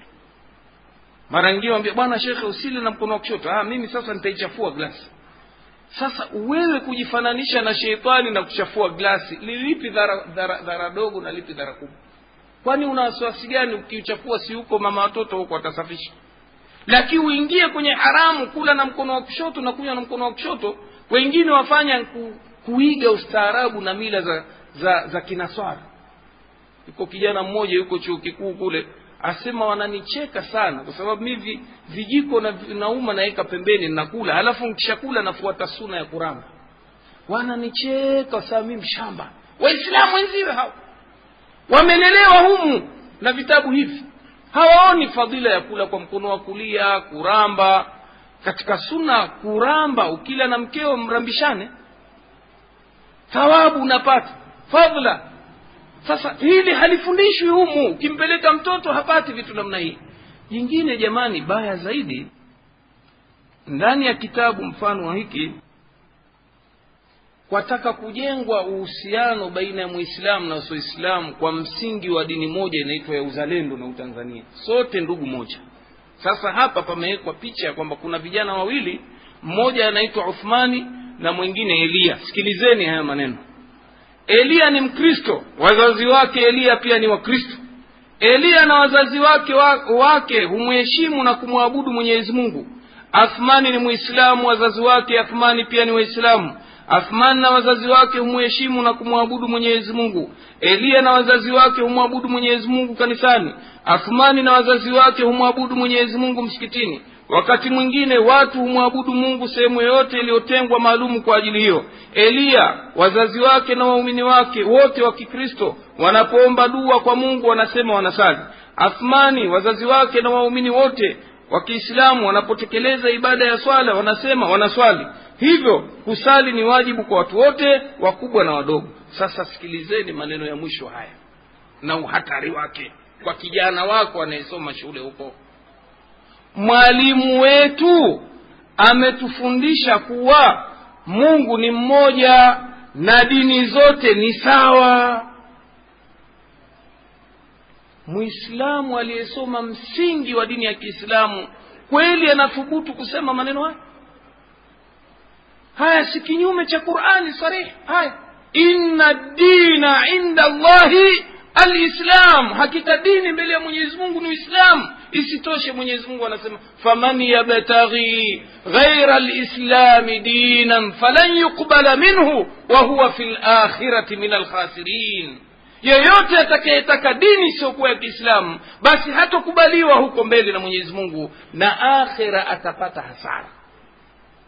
Sasa mwanao kaambiwa dini zote ni sawa, Si ndio leo umeona athari watu sherehe, na juzi tumesikia kiongozi wa kisiasa mstaafu mkubwa himiza Waislamu tuhudhurie na sisi kwenye masherehe ya manaswara, na wao hudhurie kwetu, twende pamoja mazikoni, twende pamoja misikitini, labda kanisani, tulete udugu ule wa kizalendo wa Tanzania, sote ndugu moja.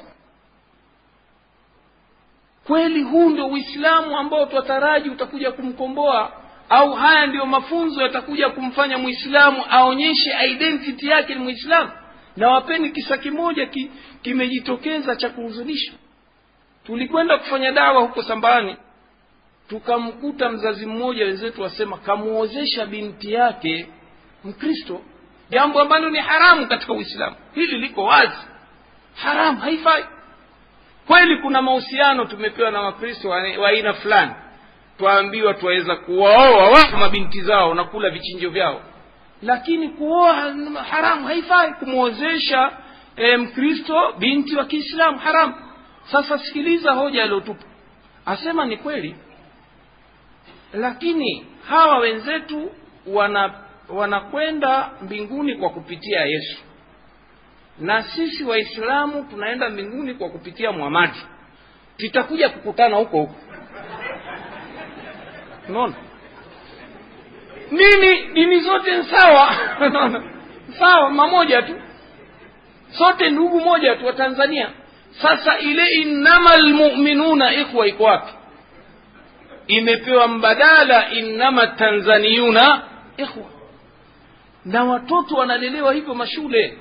Nyinyi baadhi yenu vijana si mnaenda mashuleni kule mkiwa wadogo, darasa la kwanza, la pili mpaka la 7, kuna nyimbo za kitaifa tuwalelewa nazo za kuutukuza Utanzania na kuupenda na kuupa kipaumbele.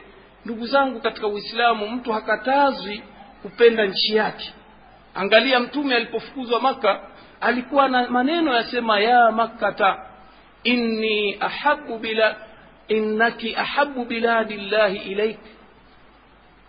Asema ewe Maka, hakika mimi napenda wewe, ni mji mtukufu mpenzi zaidi kwangu mimi kuliko mji mwingine. Laula akhrajuni ahluha lama kharajtu, lau kama hawakunitoa mimi katika mji huu singetoka. Anapenda mji wa Maka kuliko miji yote. Lakini wanachuoni wanasema hakuupenda mji ule kwa sababu ya minazi mitende iliyokuweko na majabali, kwa sababu ni mji unaopendwa na Mola zaidi. Na sisi Waislamu tunatakiwa tuipende Maka kuliko miji yote, halafu Madina kuliko miji yote. Sasa sikiliza, kijana wako abebeshwa fikra za kupenda nchi kuliko kitu chochote. Nchi yangu Tanzania nakupenda kwa moyo wote. Mwenyezi Mungu na mtume wako wapi hapa? Ikiwa moyo umeusokomeza mapenzi kwenye nchi, moyo wote na upeleka mapenzi yake kwa Mungu, huyu Mwenyezi Mungu na mtume yuko wapi? Wazazi wawili wako wapi? Sisi waumini, Mwenyezi Mungu atusifia ahshaddu hubban lillah, twampenda zaidi Mwenyezi Mungu. Sasa vijana ambao pendeni nchi zaidi kuliko chochote. Haya maneno yanakwenda kinyume cha itikadi ya alwala wal bara. Ni kinyume cha itikadi ya kupenda kwa ajili ya Allah na kuchukia kwa ajili ya Allah. Mtu apende kijiji chake, lakini isiwe tena moyo wote kausokomeza. Na haya yashaonyesha athari, ndugu zangu. Kuna wakati kwa shida ya walimu tunaleta vijana kutoka Kenya. Kwa umaskini wetu twashindwa kuwakatia permit dola kwa madola 200-300. Basi huweza tokea kijana mwalimu kaona kakosa yeye nafasi, enda peleka fitna huko migration. Bwana taasisi ile bwana wanatuacha sisi wa Tanzania, wanakwenda kuchukua wa Kenya bwana. Mwalimu kaja asomeshe Qur'ani wa Tanzania anakwenda fitiniwa, wakati sisi tumemchukua huyu ni hafidh wa Qur'ani, amemaliza sana. Wewe Mtanzania umehifadhi Qur'ani, huna hata mtawasit, sasa tutakuchukua vipi? Yani kwa sababu ya Utanzania tu. Dini haitupeleki huko bwana. Innamal mu'minuna ikhwa. Haya masiasa ya kutubagua sisi, Ukenya na Utanzania. Hata huko Ulaya sasa wanaachana na mambo haya. Kuna umoja wa nchi za Ulaya. Mfaransa ingia Uingereza bila pasipoti, Mwingereza ingia Ufaransa bila passport. Leo pita mpakani hapo, wewe ni Mkenya Mtanzania. Ukiingia Kenya huna passport warudi. Na wewe ni Mdigo yuko Kenya na Tanzania. Sasa hata hatutafakari tukaleta hata umoja wa Kiafrika basi. Kwa hakika ni mambo ambayo yakiachwa haya muda mrefu ni maafa makubwa sana. Jingine ndugu zangu, katika somo la uraia kuna mada ambayo inaitwa utamaduni. Vijana katika malengo ya mfumo wa nchi wa siasa kupenda utamaduni. Na wakisema utamaduni ni kwamba tupende wasanii wetu, zikiweko ngoma, desturi, mila na kila kitu. Sasa katika jumla ya utamaduni vijana wanapendezeshwa waambiwe wapende ngoma. Hapa kuna maneno. Utamaduni wakati wa ukoloni ulifuata mfumo wa ukoloni. Utamaduni wa ukoloni ulikuwa na msingi ya kitabaka na unyanyasaji. Kulikuwa na mabwana na watwana, yani wafanyikazi na wafanyakazi. Kutokana na hali hiyo, fani za utamaduni wa jadi ziliathiriwa, mila na desturi zilipuuzwa, jadi za asili zetu zilidharauliwa, sanaa na ufundi wa jadi zilidunishwa, lugha zetu za asili zilidhalilishwa. Aidha vikundi mbalimbali vya ngoma za asili vilianzishwa. Vikundi hivyo vilitumbuiza wananchi na kuelezea utamaduni wetu wa Kiafrika kwa michezo na tamthilia za aina mbalimbali. Vikundi hivyo ni pamoja na kikundi cha ngoma cha Muungano Kibisa.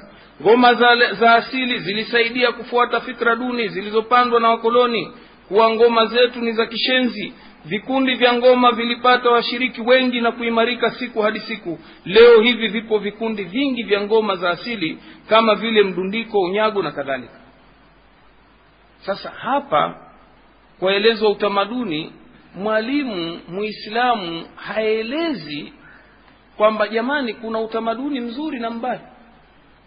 Haya mambo ya ngoma za asili, kuletwa ngoma wakacheza wanawake na wanaume hadharani mchanganyiko, halafu wanawake wakakata mauno hadharani, haya ni mambo yameharamishwa ndani ya Qur'ani na Sunna.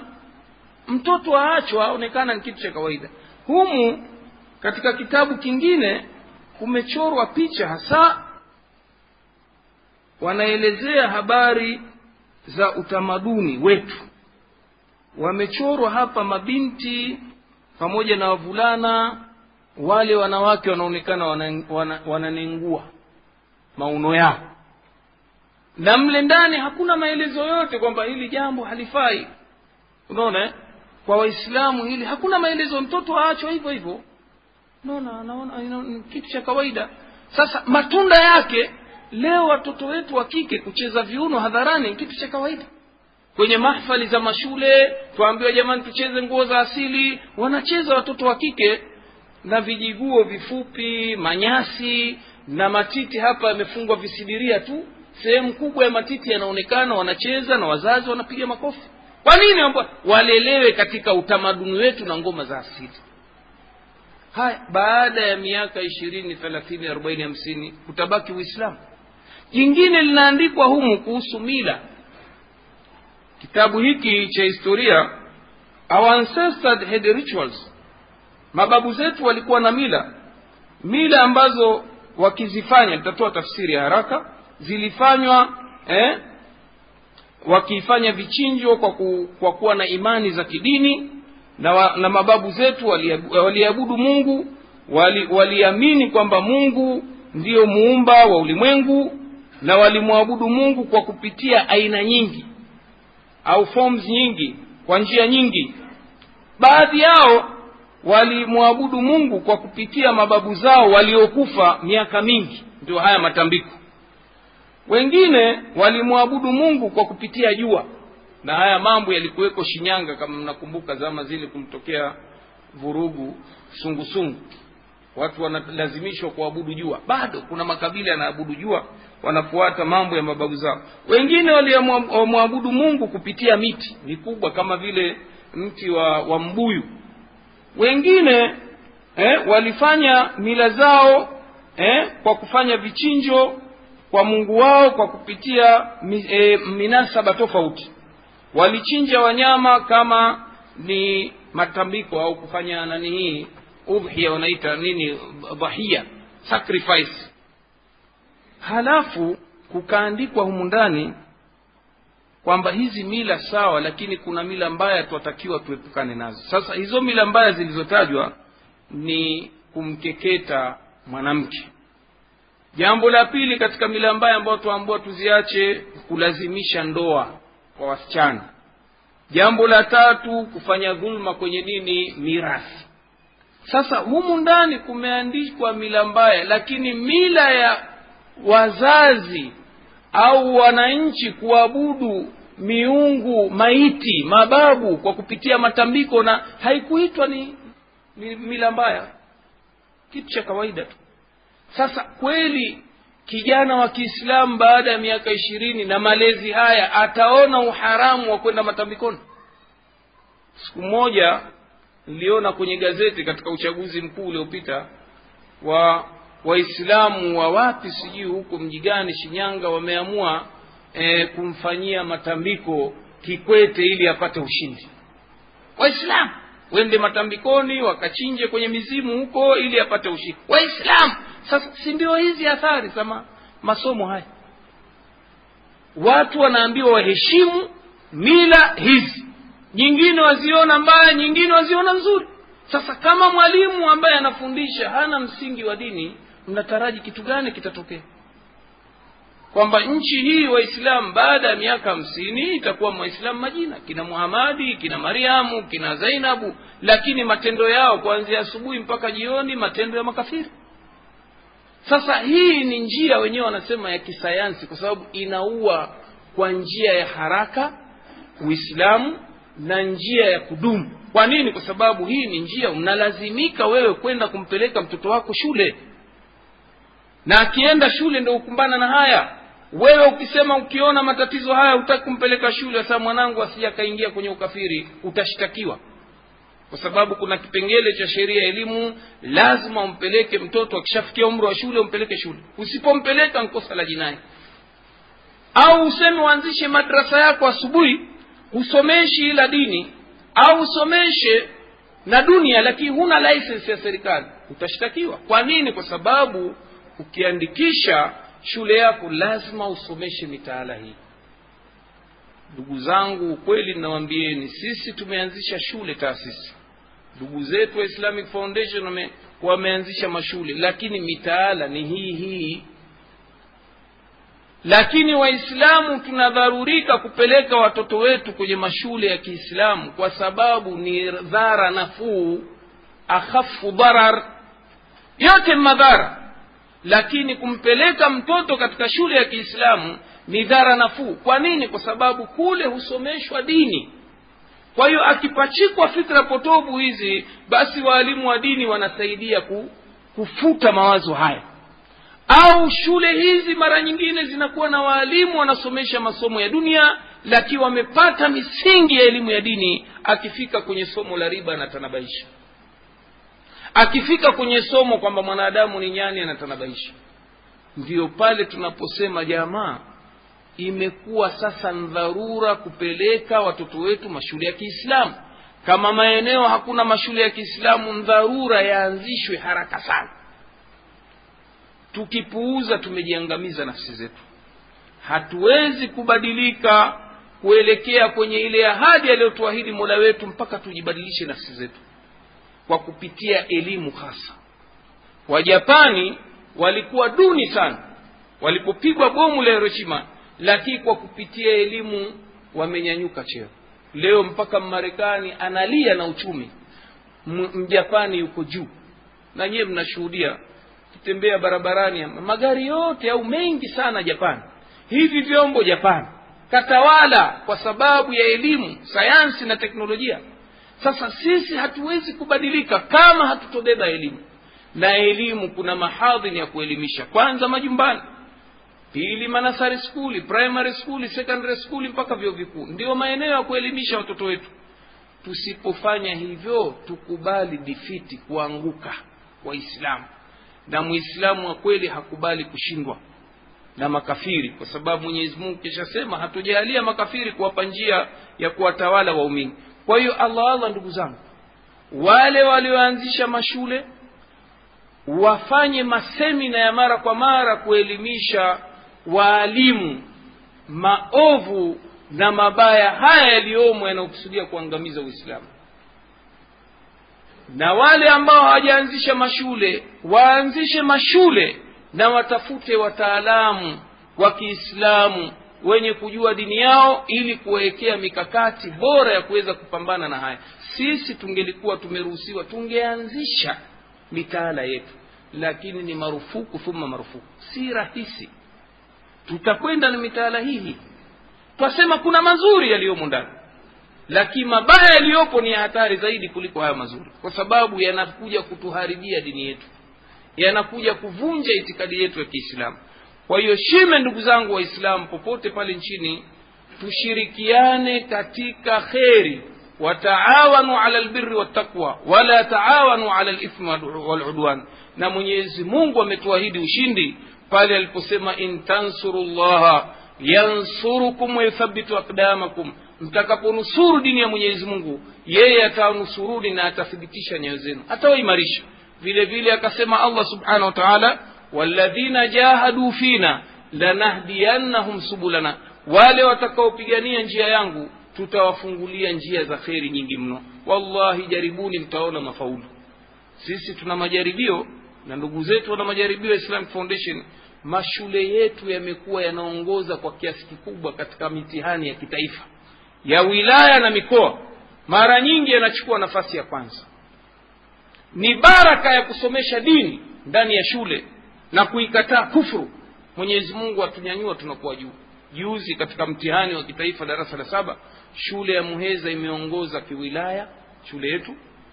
Kimkoa imekuwa nambari 1, kitaifa imechukua nambari 12. Hivyo hivyo shule ya Pangani kila mtihani inaongoza, inakuwa ya kwanza kiwilaya. Vile vile shule ya Kigombe inachukua nafasi ya kwanza au ya pili, kwa sababu Muheza tuna shule 2, moja ya Kigombe na Pangani. Kule Kagera shule yetu iliyokuwa Katoro, tangu imeanza kufanya mitihani ya taifa inaongoza katika wilaya. Kwa nini siongoze, ndugu yangu? Kichwa kimetiwa maneno ya Mola, ambayo ukiatia maneno ya Mola katika ubongo, Mwenyezi Mungu hukufungulia fahamu zako. Kweli kichwa hiki kitashindwa na hisabati?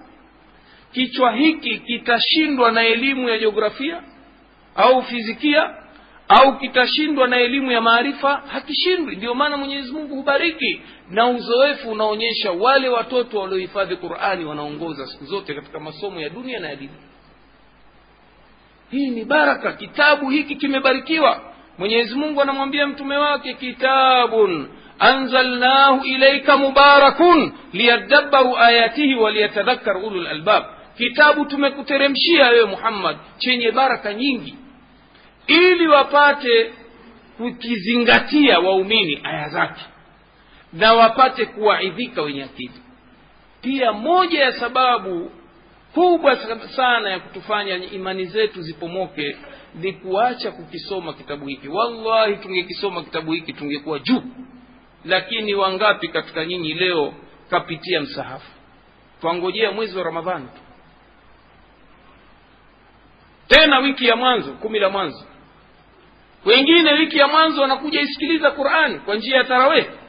Lakini kila siku zinapokwenda Ramadhani, safu za katika, watu wanakwenda kwenye lahwi, mipira, makera, madraft, sima nini. Hatujawazoesha vijana wetu kuisoma Qur'an ambayo ndiyo nuru. Mwenyezi Mungu asema hudan linnasi wa bayinatin minal huda, ni mwongozo kwa watu na ubainifu. Ni lazima tukisome kitabu hiki kwa ufahamu, kwa mazingatio, tufaidike na yaliyomo ndani. Yale ambayo tutakiwa tuyafuate, tuliambiwa tuyaache. Kwa njia hiyo ndio kheri itapatikana. Kwa hiyo iko haja pia ya kuanzisha madarisi, iwe ni jioni au wakati mwingine wote, kuwahifadhisha watoto Qur'ani na kuelimisha tafsiri yake, na vile vile na sunna ya bwana mtume. Kwani bwana mtume anatuambia, taraktu fikum ithnaini au amrayni, nimewaachieni mambo mawili, lan tadhillu abada ma tamassaktum bihima, nimewaachieni mambo mawili mkishikamana nayo hamtopotea milele. Kitabullah wa sunnati, kitabu cha Mwenyezi Mungu na sunna yangu. leo tumeyatupa yote haya. Kwa nini tusiangamie? Ukweli ni kwamba tukitaka kubadilika, basi tuzibadilishe nafsi zetu, kwani Mwenyezi Mungu anasema inna Allaha la yughayyiru ma biqaumin hatta yughayyiru ma bi anfusihim. Mwenyezi Mungu habadilishi yaliyoko kwa watu mpaka wenyewe watake kujibadilisha. Hana ada wala sunna yake Mwenyezi Mungu kuteremsha malaika kutoka mbinguni kuwasaidia, kuwaletea walimu, kuwasomeshea. Ni lazima tupambane katika jihadi tukufu hii, jihadi ya elimu hii ambayo ndiyo itatusaidia sisi kuimarisha nyoyo zetu, itatuimarisha dini yetu. Aqulu qawli hadha wa billahi at-tawfiq wa sallallahu ala sayyidina Muhammad walhamdulillahi rabbil alamin.